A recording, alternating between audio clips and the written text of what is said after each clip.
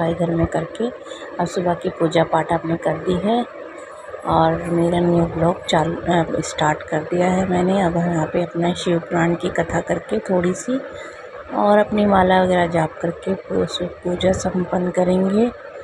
फिर मैंने आज राधा अष्टमी है ना, आपको सभी को राधा अष्टमी की बहुत बहुत बधाई। राधा अष्टमी की आप सभी को भगवान करे आपके घर में खुशी आए। मैंने यहाँ पे अरवी का उबाल के काट लिया है। यहाँ पे हमने खीर बनाई है, खीर मेरी बन गई है लगभग। और मैंने अरवी की सब्ज़ी भोग में और खीर पूड़ी और बूंदी का रायता तैयार किया है। अब यहाँ पे देखिए मैंने लड्डू गोपाल को ही राधा रानी बनाया क्योंकि मेरे पास राधा रानी नहीं है, इसीलिए तो मैंने लड्डू गोपाल को ही राधा रानी का स्वरूप दिया है। मैंने भोग में अरवी, हमारा भोग बन चुका है, अरवी की सब्ज़ी और खीर, बूंदी का रायता और पूड़ी।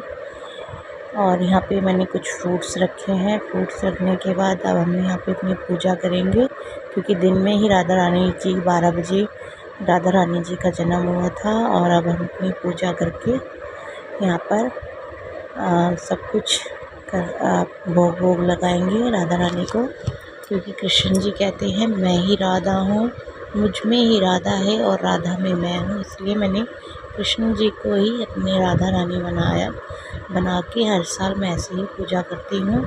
आप लोग भी बताइएगा कि आप लोग राधा अष्टमी कैसे मनाते हैं। मैं अपने घर में ही छोटा सा मतलब आयोजन करती हूँ, अपने बहुत ही सिंपल तरीके से अकेले ही अपनी राधा अष्टमी पे अपनी पूजा करती हूँ। राधा रानी जी को, लड्डू गोपाल जी को ही राधा रानी बनाती हूँ। और आप सब भी बताइएगा कि आप क्या क्या करते हैं कमेंट सेक्शन में। और मेरे चैनल को लाइक कीजिएगा, शेयर कीजिएगा, सब्सक्राइब कीजिएगा, ठीक है। वीडियो को ज़्यादा से ज़्यादा शेयर कीजिएगा। और अब हमने यहाँ पे जैसे हमने फिर से भोग लगा दिया है। अब हाथ थोड़ा आगे किया है क्योंकि एडजस्ट करने में थोड़ी दिक्कत हो रही थी ना, इसलिए यहाँ पे मैंने अब कान्हा जी को भोग लगाएंगे, अपनी लाडो रानी को, राधा रानी को हम भोग लगाएंगे। आरती ख़त्म होने के बाद, मेरी आरती ख़त्म हो गई और यहाँ पे मैंने भोग लगाया है लड्डू गोपाल जी को खीर, पूड़ी और आलू की सब्ज़ी का, क्योंकि मीठे में सिर्फ मैंने खीर ही बनाई है और मेरे पास कुछ नहीं था। अब हमारी पूजा कंप्लीट हुई।